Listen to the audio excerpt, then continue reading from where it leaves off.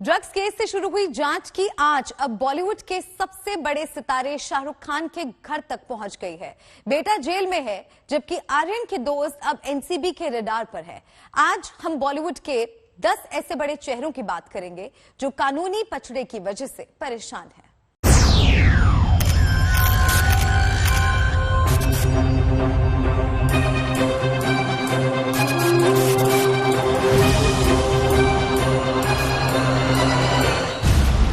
बॉलीवुड के तमाम सितारों की जिंदगी में आए बवंडर के पीछे कानून का फंदा है। किसी का नाम ड्रग्स केस में है,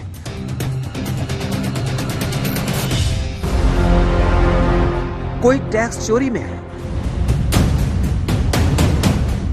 कोई ईडी के फेर में फंसा हुआ है। नाम अलग अलग, लेकिन जांच की आंच बॉलीवुड के तमाम बड़े चेहरों तक पहुंच चुकी है या फिर पहुंचने वाली है।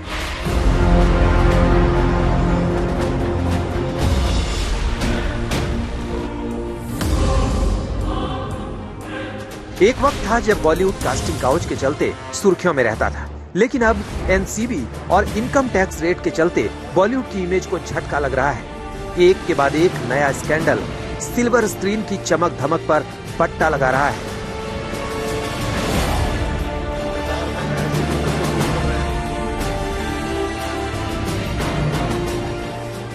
बीते कुछ वक्त में बॉलीवुड की 10 बड़ी हस्तियां अपनी प्राइवेट लाइफ की वजह से निगेटिव न्यूज में छाई गई। आखिर जांच की आंच में घिरे बॉलीवुड का बैड टाइम कब तक चलता रहेगा? सबसे पहले बात उन चेहरों की जो जांच के दायरे में आए।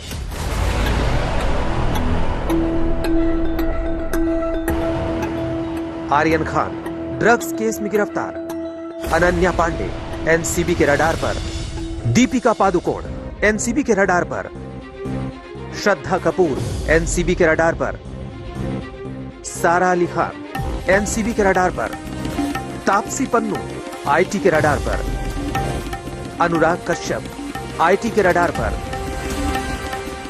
सोनू सूद आईटी के रडार पर, जैकलिन फर्नांडिस ईडी के रडार पर।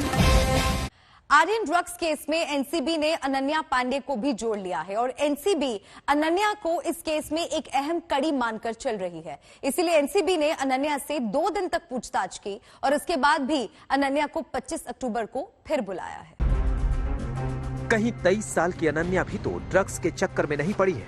वैसे तो अनन्या पांडे बॉलीवुड अभिनेता चंकी पांडे की बेटी है और अपने स्टाइल और कातिलाना अदाओं से लोगों के दिलों में उतर रही है।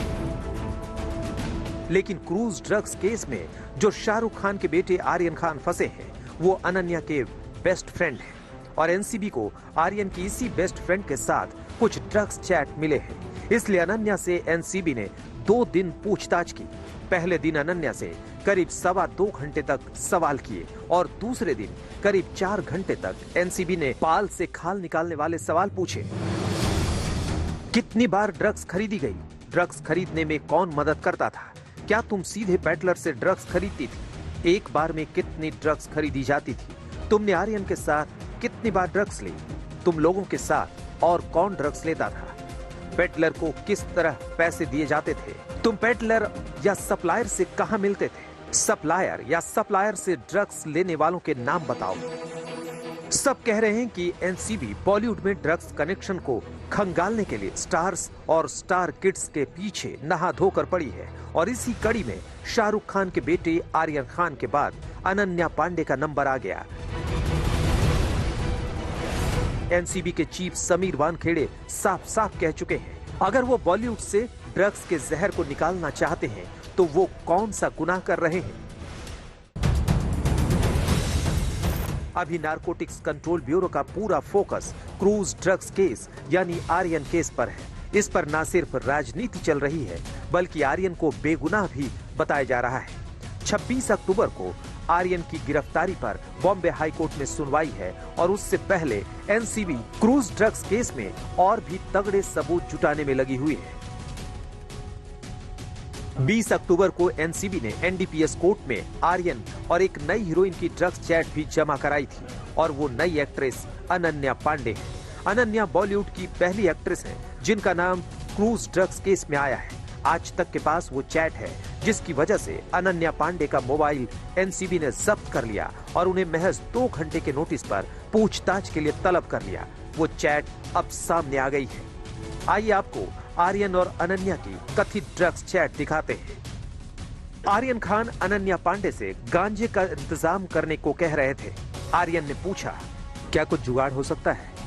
इस पर अनन्या ने जवाब दिया, मैं अरेंज कर दूंगी। यही ड्रग्स चैट अनन्या पांडे के गले की फांस बन गई है। सूत्रों की माने तो पहले दिन पूछताछ कर रहे एनसीबी के जोनल डायरेक्टर समीर वानखेड़े और जांच अधिकारी वीवी सिंह ने अनन्या को आर्यन के साथ हुई वो चैट दिखाई। एनसीबी ने पूछा,